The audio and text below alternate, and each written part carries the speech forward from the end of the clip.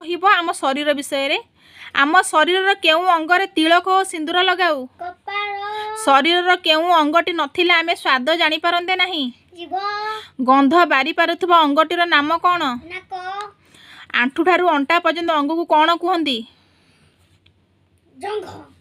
ହାତ ପାଦରେ ଥିବା ଶରୀରର କେଉଁ ଅଂଶକୁ କାଟିଦେଲେ ସେଥିରୁ ରକ୍ତ ବାହାରେ ନାହିଁ? ଆମେ ଖାଉଥିବା ଖାଦ୍ୟକୁ ଖଣ୍ଡ ଖଣ୍ଡ କରୁଥିବା ଅଙ୍ଗର ନାମ କ'ଣ?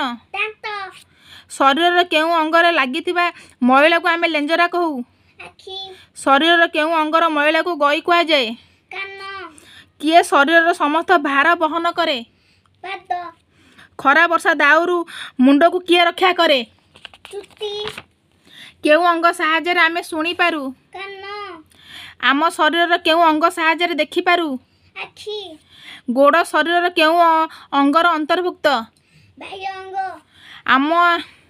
ଆମେ ଖାଦ୍ୟରୁ କ'ଣ ପାଉ? ଆମ ରାଜ୍ୟର ପ୍ରଧାନ ଖାଦ୍ୟ କ'ଣ ଅଟେ? ସାଧାରଣ ଭାବରେ ଆମ ଶରୀରର ମୋଟ ଆଙ୍ଗୁଳି ସଂଖ୍ୟା କେତେ? କଥା କହିବାରେ କେଉଁ ଅଙ୍ଗ ସାହାଯ୍ୟ କରେ? ନମସ୍କାର।